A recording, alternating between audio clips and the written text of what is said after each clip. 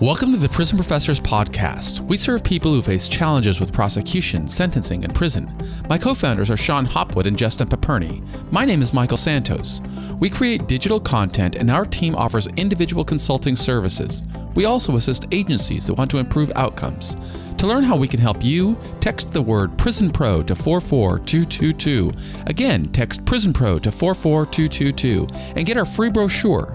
You can also visit us at prisonprofessors.com or contact Justin at 818-424-2220. Please subscribe to our podcast on iTunes. Send confirmation that you reviewed our podcast and we'll send you a free digital book.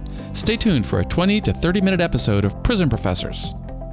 I am Michael Santos with prisonprofessors.com, and today I have the distinct privilege and honor of introducing you to Judge Stephen Boo from the Western District of Missouri. I met Judge Boo through my friend and partner, Sean Hopwood, and I asked him if he would come on our program to speak a little bit about sentencing and what steps an individual can take to influence or have a positive influence on the jury. And so, Judge Boo, thank you so much for taking the time out of your busy schedule to spend some time with us.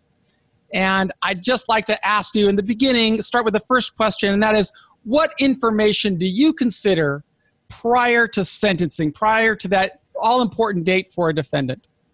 Well, first, let me tell you, thanks for having me on your program, and I've enjoyed talking about this to other organizations, bar associations, so I'm glad to talk about it with you. I'm a little bit unique that I have both sides file sentencing memorandum and make a mandate that they each address the 3553 factors. I think having both sides know that I'm attuned to that and want advocacy on that is important. Other things that I review are often could be letters, it could be a thumb drive of a video or something that's on that point. And I think what I've told lots of lawyers is that, I travel around the entire Western District of Missouri. Sometimes I'll do 8 sentencing in one day in Jeff City and get in the car at 5 o'clock and drive to somewhere else to do more sentencings. To keep it on schedule, I need to know ahead of time what I'm dealing with. And I can watch a video that's been produced or look at a PowerPoint beforehand, and I promise I do it, it's not just a thumb drive sitting out there. And I can do that and stay on schedule. You mentioned the factors 3553. For those in our audience that aren't familiar with those factors, can you elaborate a little bit on what they mean? Yeah, so 18 U.S.C. 3553 is a statute that governs sentencing. And so what every federal judge has to do is, 1, properly calculate the sentencing guideline. And then 2, apply the 3553 factors. And so clearly, the sentencing guidelines are generic. They have nothing to do with the human that's in front of you. The 3553 factors say, now look at this person like a human, not like a grid on the back page of the sentencing guidelines. And so the 3553 factors, honestly, there's something for everybody. If a judge wants to sentence somebody harshly, there's a factor for that. If a judge wants to sentence someone leniently, there's something for that too. And so you look at the history and characteristics of the defendant. You look at what happened in this particular crime. What's a just punishment? How do you deter? How do you rehab? It's the antithesis. It's the opposite of the sentencing guidelines. Now I've got to look at you and your crime and your background and what do you need to end up being a successful citizen of our country. And although a defendant can't change the past, the bad decisions that he may have made that put him in the crosshairs of a prosecutor and in the Department of Justice, what steps have you seen defendants make that have made a favorable impression upon you when you're considering those factors? It takes me back to what a former U.S. attorney and who's now a district judge has told me. There's really only 2 kind of crimes. There's a crime that I'm mad at you, and there's a crime that I'm scared of you. And so I'm going to talk about, hopefully put it in the category, I'm mad at you. You've used drugs. You've run from a cop. You had a gun. As opposed to I'm scared of you. You produced child pornography. So I think when you look at that, if you're a federal judge and you're sentencing somebody, you want to know that somebody's genuinely remorseful for what they've done. And so I've had times where, well, Judge, I want you to pass along my apologies to somebody. I'm like, I'm not in the business of passing along apologies. You could have done that before. You've already pled guilty. You had 90 days. You could have reached out and had restorative justice all on your own. You don't need me to do it. You don't need me to order it. There are folks who know I'm in charge of my reentry program. And so we have a relapse prevention program there in the reentry program that spells out things that say, here's how I got into this trouble. Here's the factors that lead me to use drugs or lead me to make these bad decisions. Here's the people. And I've had people fill out the relapse prevention plan because they have thought about how they got there, the things in their life that got them there, and the things they're going to do to improve themselves regardless of what my sentence is. And so coming in and being genuinely remorseful and not just saying I'm sorry to everybody in the courtroom, but knowing who the victims are and trying to heal that regardless of my sentence, and just truly self-evaluate themselves and figure out how they got in this spot and start making conscious efforts to improve. When you spoke about remorse quite a bit there, and I know a lot of times defense attorneys will articulate the remorsefulness of the client. What type of weight do you put on a defense attorney's statement about the defendant's remorse? I don't want to say 0, but I'm up there at about 1% and 2%. Most of the time I'm paying that defense lawyer, whether they're a public defender or CJA attorney. I expect them to do that. What is much more meaningful to me, and I believe most of the other judges that I know, is if you believe that defendant is truly remorseful and given some thought about it.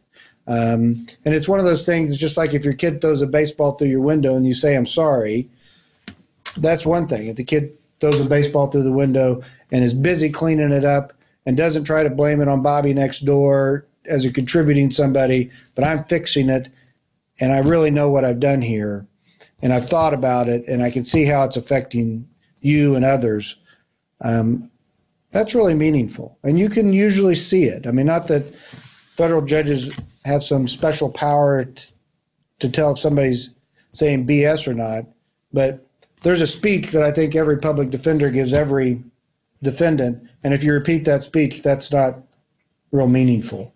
But you can tell when somebody's given some thought that, hey, I realize that I've hurt somebody else, and that somebody else may be my kid, maybe my wife, maybe somebody else. Here's how I understand that I have damaged somebody else in this process. And even if they're just selling some small quantity of drugs to feed their own habit, they've damaged other members of society and caused hurt to someone else's family. And so recognizing your actions go beyond yourself, and you saying you're sorry is a lot more meaningful than the public defender or CJA attorney saying you're sorry. And in your experience, how frequently do you see defendants really invest the time and the energy to communicate that remorse to you? Is that something that you see a lot of, or is that something that you would like to see more of? I'd like to see more of it. I mean, to answer your initial question, I mean, I can probably count on one hand. I've been on the bench about 3 years. I can count on one hand where I was genuinely moved by somebody's apology. They really recognized it, not just a check mark of the box. I'm supposed to say I'm sorry, I'm supposed to say this, and I'm supposed to say this, but a true introspection and thinking about how they got there, I think is pretty valuable. It's valuable for all of us, right? I mean, it's what they taught you in Sunday school, thinking about how did my actions affect others, and not just say I'm sorry, but to go about trying to remedy that.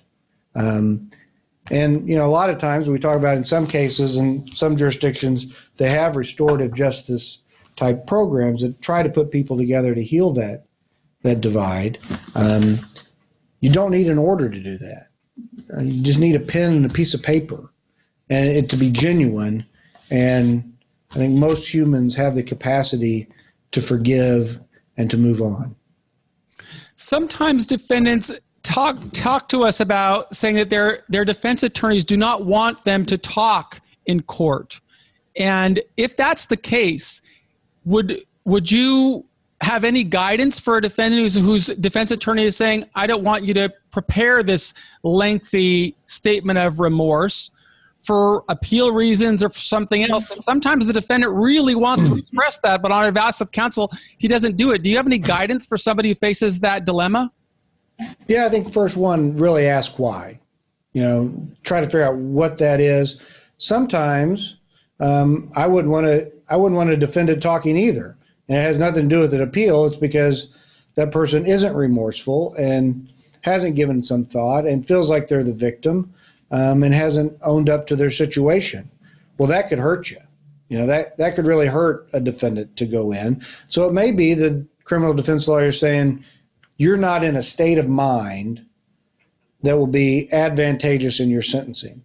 If it's for an appeal purpose, that's something, a whole other avenue, and you don't want to mess up an appeal. But at least in my district, we're close to 95% guilty plea rates. So we have very few trials, and that doesn't come up a whole lot. So that's an outlier. So I'd really would want to ask why. I'd like to do this. I've heard it can be effective in my case. Is there something that I'm doing that makes it not advantageous for me to stand up? Many defendants also express a great fear of speaking in front of a courtroom. Does it have the same movement for you if they take the time to write out their narrative and their introspection and what they've learned from this process, or do you only value the allocution statement at sentencing? I've seen it both ways. I think anybody who stood in front of a federal judge to be sentenced should be nervous, right? I mean, that's the proper emotion. So if you're not nervous, there's something wrong. So being nervous and writing it out and reading it can be just as powerful. And I've seen that several times. I had a case the other day where the defendant couldn't read it. She started breaking down. I'm like, would you like me to read it? Yes. Would you like me to read it out loud? Yes. So I read it out loud. I know there's some judges that, can't tolerate a tear in the courtroom.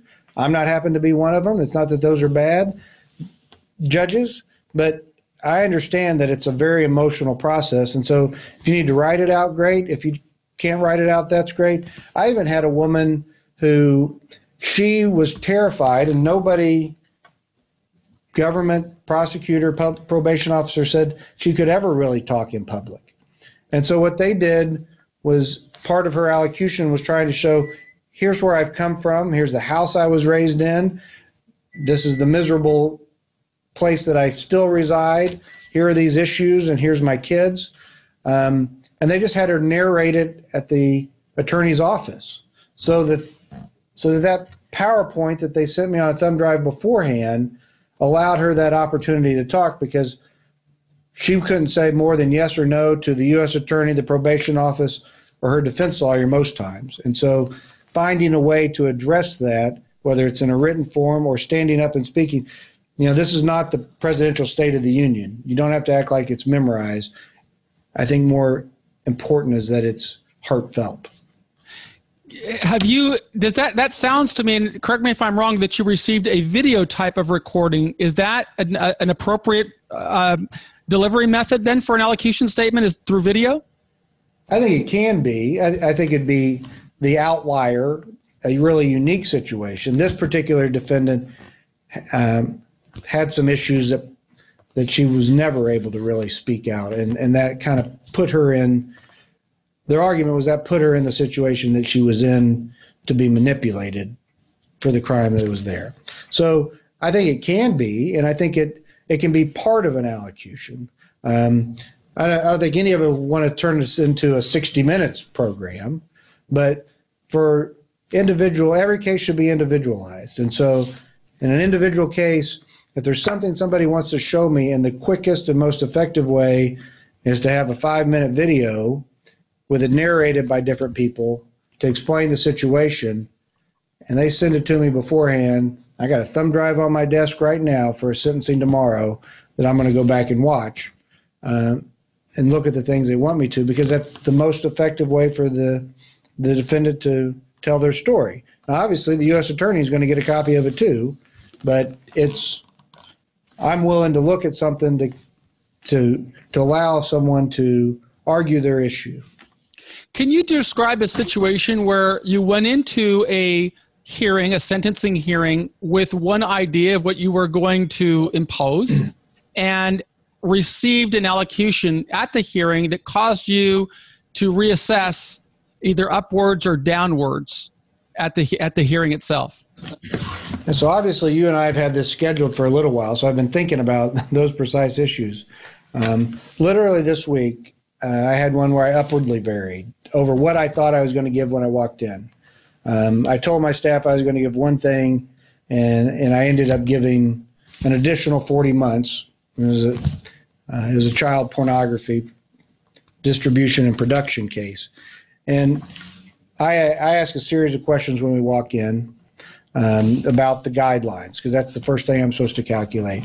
And so I asked the defendant, have you had an opportunity to review the PSR? And he said, yeah. But from the get-go, it was a negative impression. So most people understand that federal judges are given an enormous amount of respect. Deserved or not is not the question, but that's what we're used to. We're given an enormous amount of respect, and people stand when we walk in the room, and we're yes, sir, and no, sir, and I try to do the same, yes, sir, and no, sir, to people. So from that very beginning, if that's off, if people aren't treating everybody with respect, then that hurts somebody. And an allocution is an opportunity for somebody to say, I've recognized what I've done is wrong, and here's how I'm going to try to make amends to my victims, and how I'm going to try to make amends in the future and change my life path. And so if you don't do that, then you're missing out on a piece of advocacy that is essential to the case. You have a constitutional right to it, and everybody has an opportunity to talk. And so if you don't take advantage of that, it's missing, right? So it's this important part of what we expect in a sentencing that's missing. And so I've seen lots of times where somebody, each judge is different too, right? So you got to know your judge.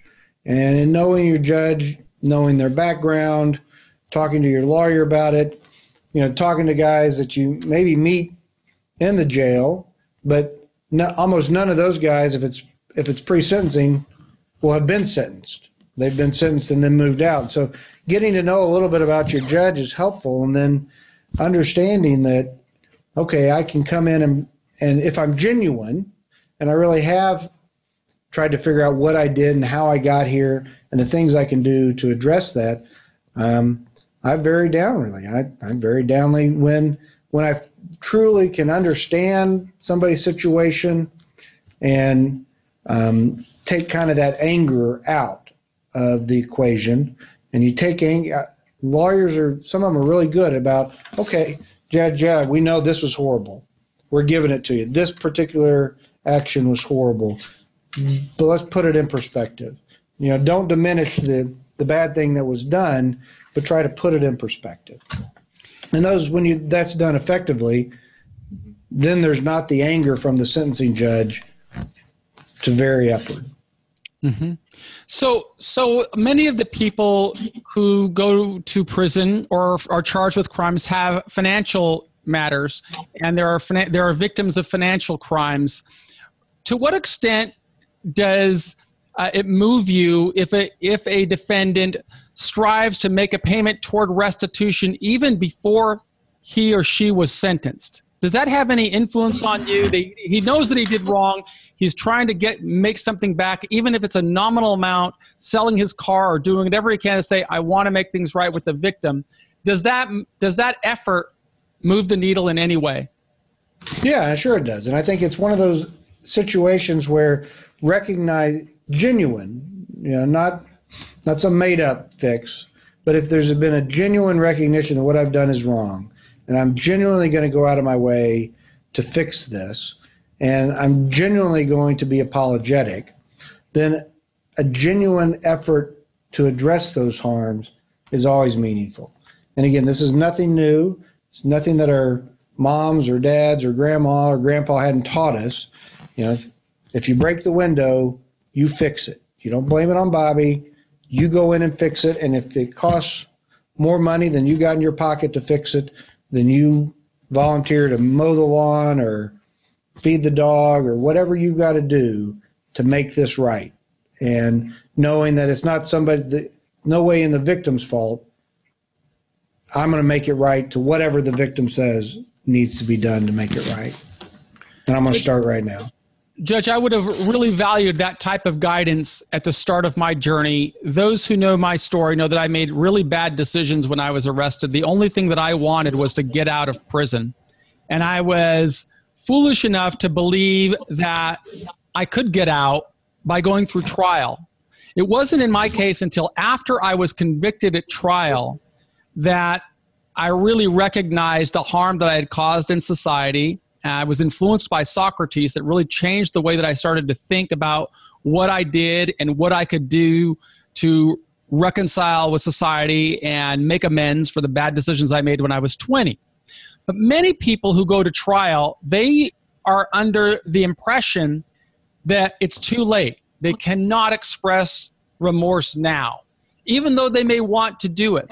In your position of sitting on the bench, my question is, if somebody has pleaded not guilty and went through a trial, and I know that it's a very small percentage in your courtroom, can that person still do something to make amends and to reconcile and say, I was wrong, I wish I got this message sooner, I didn't? Or does that come across to you less plausible? Yeah, and I think we've got a whole variety of folks that kind of fit into that equation, right? I mean, I've had a trial where the guy said, I'm guilty for selling drugs, but that gun ain't mine. And so going into trial on that case by saying, I'm guilty of the drugs, I'm not guilty of the gun, then he's lost nothing in the credibility standpoint. There's other folks that maybe truly are innocent, and then they will have not lost anything in that situation. And I pray to God that we don't convict innocent people, but I know that does. If it happens once, it happens too much. And then there's other folks that are not at that point, and maybe you were at that stage or not, where you can't own up to it. I think at any point, when somebody owns up to a problem, that's better than none. If the person's truly guilty, and if that's what we're talking about, then owning up at any time. Usually it's 90 days or more between a conviction or a change of plea and sentencing. That's not that long of time, but then in other situations it's long enough to figure out, I screwed up, I made a mistake, I've done something wrong here, and I'm committed to improving it. And I think most judges are really good about judging if that's a genuine apology and a genuine attempt to fix it versus I'm trying to shave a few years off my sentence. And I would agree that it's never too early and it's never too late to begin working toward a better life and working toward an opportunity to reconcile with society and particularly victims. What thoughts do you have on individuals who really come clean during the pre-sentence investigation report, providing a full written narrative to the probation officer that doesn't excuse their misconduct, but rather shows the influences that led that person there? Does that, when you see that at the very earliest stage, such as the pre-sentence investigation report, does that help your assessment or your deliberations over what an appropriate and fair sentence is? Yeah, it definitely does. I think it helps for a public defender or CJA counsel to be able to cite to the PSR to say, this is how I got there. This person's father was never in their life. This person sold drugs at this point to get this. This person did these things, and that tells the story and puts it all in context. That's why we talked about at the beginning of this interview, the sentencing guidelines have no reflection of humanity. It's a grid, it's a chart, and I put you on an XY chart. On the other hand, the 3553 factors, that statute mandates I put a human face on the individual standing in front of me. And so if there's things in the PSR that the lawyer can cite to and that the defendant can cite to and talk about it, you're creating your own evidence at that point. For good or for bad, you're telling your PSR writer in the probation office, here's everything you need to know about me and how I got here. That is good advocacy, if nothing else. It sounds like you're reiterating what I heard you say at the beginning of this interview, and that what Sean and I are always telling people who are reading our materials is that the most important person in the sentencing hearing is the defendant himself. He shouldn't outsource all of his remorse to the defense attorney, but rather should make the investment of time and energy to help the judge see that individual for who he is and what influences led him there. Am I correct in understanding that's what you're telling us? You're correct. And I may backpedal a little bit because the lawyer can help put that together, right? And at least in my district, and I can't speak to anybody else's, I have a lot of respect for our public defender's office and some of our frequent flyers on the CJA panel. We appoint those people. We're used to seeing them. We've developed a sense of respect and camaraderie with them.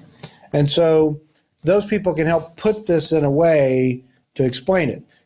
The defendant has to be on it and talking about it. And it has to, I keep coming back, it has to be genuine. But most of the time, I really don't need to hear from the defense lawyer. This is about the defendant.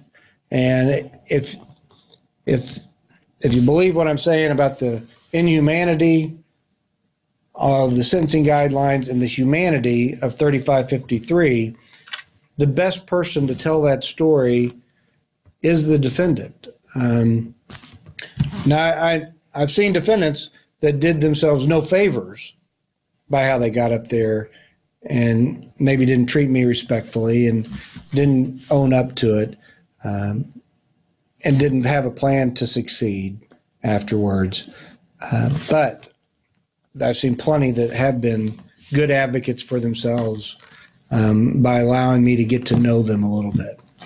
And Judge, what influence do character reference letters have on your decisions at sentencing? I've read that as one of our early questions. I've had 67 in one case. That's too many. 67 character references are too many. I don't need the whole community, whether it's a white-collar crime or someone who's been selling drugs. I work with a lot of folks who are trying to become judges in the state and federal system, and I encourage them, people who want to become judges, figure out who in the state of Missouri, it may be the governor. In different states, it may be senators that help pick the judges. Figure out their best friends and make a connection with them. Figure out what that judge cares about. If you're a criminal defendant, don't bury the judge in 50 letters that they can't read and then they start skimming over them. Give them meaningful letters. So if there's somebody in your life that can really talk about your early stage and how you got there. I had a sentencing this week where they developed a relationship with a psychologist that really knew them and could talk about that person in a way that said they've owned this and they know what they did is wrong and they've got a plan to move forward. So, 5 is probably as many as you can really come up with. If all you're going to say is this guy's a really good guy and he screwed up and please go light on him, I don't need 50 of those. A couple of those are okay, but I'm looking for somebody genuine, somebody that really knows that criminal defendant, somebody that really knows how they've progressed through life and how they've progressed since being arrested. They can tell me there's genuine remorse and there's a genuine plan to move ahead. In what ways can expert testimony during a sentencing hearing influence your deliberations about an appropriate sanction? Does that have any value to you? Yeah, and it's rare. Most of my criminal docket is drugs and guns. But in certain cases, I think it is helpful. Obviously, we're going to know about that beforehand because the vast majority of cases involve public defenders and CJA folks, and so they normally have to seek leave of court to get those experts approved. But there are mitigation specialists and typically higher sentencing guideline range cases that can be really meaningful, that, figuring out where they got in trouble and how they got in trouble in grade school and in high school and this path that led them down that way, and then what is actually needed to fill in that gap, I think it is helpful. But like I mentioned before, we keep our cases moving, so I need to know about that beforehand if that's coming at me, so I can either watch it the night before on my computer, or we can make the time in the sentencing hearing to hear from that person. There's a little bit of an oxymoron or a contradiction. This is the most important day in a defendant's life, and I understand that. I've got to keep cases moving and can't give everybody every day, the whole day. And so finding that balance and me understanding that it's the most important day in that defendant's life, and that defendant understanding I've got two other guys that feel the same way that we're going to hear today, and mutually respecting each other and the limits on that is important. Judge, after you sentence an individual and they're sentenced to the custody of the Attorney General, they go into the prison system, on rare occasions, they have an opportunity to come before you again for some type of resentencing, some issues. How does their behavior in prison, can that have some influence on your decision if you have the opportunity to reassess this candidate several years later? It has enormous considerations. I see it all the time. We've just gone through a rash of people who've been resentenced based on armed career offenders and other situations that come in front of us.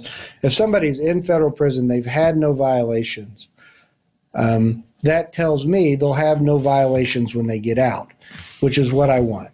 My fairy tale view of the world is that the sentence in the Bureau of Prisons is supposed to be the punishment aspect of it, and that supervised release is where we hopefully give people some skills and support and some monitoring to make sure they generally follow the rules of society.